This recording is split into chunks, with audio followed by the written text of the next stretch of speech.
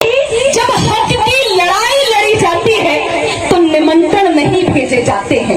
जब हक की लड़ाई लड़ी जाती है, कल मोदी जी की सभा हुई थी, मैं आज इसी प्रांगण से उनको चेतावनी देती हूँ और उन्होंने एक चैलेंज समाजवादी और इंडिया गठबंधन के और आजमगढ़ के मेरे एक एक परिवार पे सवाल खड़ा किया है। मैं इनको याद दिला देना चाहती हूँ, आजमगढ़ का परिवार मेरे दलित शोषित वंचित और ये समाजवादी के भाई धर्मेंद्र यादव जी और आप सबकी अगर हाँ है तो हाथ उठा करके आशीर्वाद दीजिएगा कि ये जो माई का लाल इन्होंने शब्द अपने मुंह से निकाला है, मोदी जी को हम एक साइकिल का बटन दबाकर इनको वो करारा जवाब देने का काम करेंगे।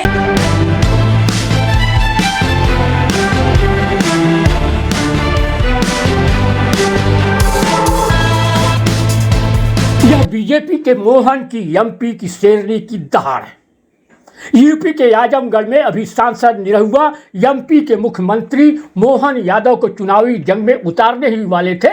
इसके पहले ही एमपी की यह शेरनी आजमगढ़ में सपा प्रत्याशी धर्मेंद्र यादव के समर्थन में नारियों को जगाने पहुंच गई। एमपी की शेरनी की दहाड़ ने यहां पर बीजेपी की तो नींद उड़ा दी।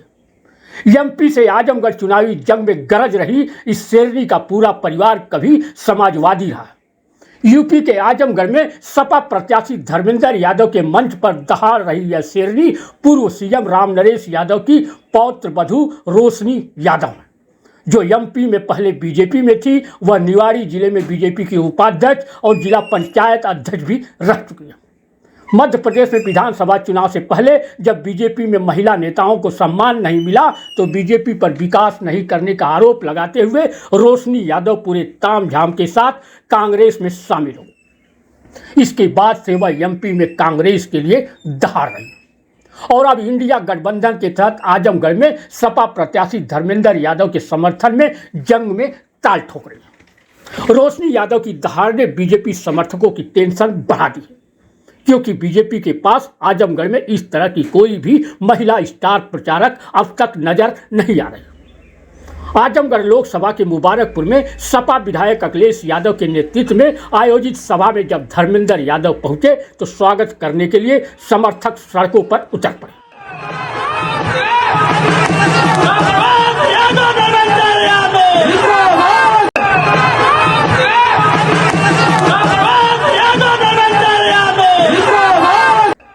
यह वही मुबारकपुर विधानसभा का मुस्लिम बहुल इलाका है जहां से 2022 के लोकसभा के उपचुनाव में बीएसपी से भी सपा के धर्मेंद्र यादव को कम वोट मिले, मगर अब यहां की तस्वीर बदल गई है। बसपा से गुड्डू जमाली के सपा में आने से सपा की ओर से पिछली बार विधानसभा को वोट देने वाले मुसलमान भी अब मुबारकपुर में सपा की तरफ आते नजर आ रहे हैं।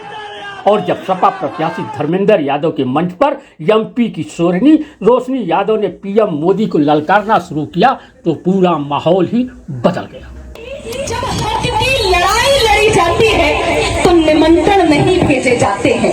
जब हक की लड़ाई लड़ी जाती है तो निमंत्रण नहीं भेजे जाते हैं। जिनका ज़मीर जिंदा होता है वो अपने आप चले आते हैं, अपने आप चले आते हैं। तो ये निमंत्रण नहीं, ये हम सबकी जिम्मेदारी है कि आज इस पूरे परिवार ने, समाजवादी ने इस उत्तर प्रदेश में गरीब शोषित वंचित आदिवासी पिछड़ों की आवाज बनकर मातृशक्ति के सम्मान को नवाजा है। और अगर आज आप सब नहीं जागे तो यकीन रखना ये लड़ाई उस संविधान बचाने की है जहां में क्रांतिकारी इस्तकबाल डॉक्टर भीमराव अम्बेडकर जी का बात करती हो। और आज अगर हम उसको नहीं बचा पाए, ये वही भारतीय जनता पार्टी और आज कल मोदी जी की सभा हुई थी, मैं आज इसी प्रांगण से उनको चेतावनी देती हूँ और उन्होंने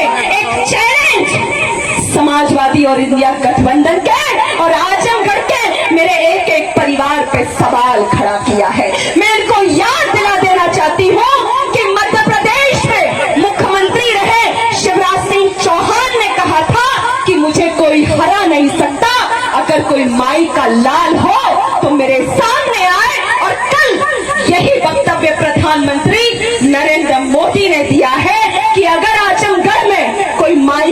लाल जन्मा हो तो मेरी कुरीतियों को मिटाने का काम करे। लेकिन आज आजमगढ़ का परिवार, मेरे दलित शोषित वंचित और ये समाजवादी के भाई धर्मेंद्र यादव जी और आप सबकी अगर हाँ है तो हाथ उठा करके आशीर्वाद दीजिएगा कि ये जो माई का लाल इन्होंने शब्द अपने मुंह से निकाला है, मोदी जी को हम एक साइकिल का बटन दबाकर इनको वो करारा जवाब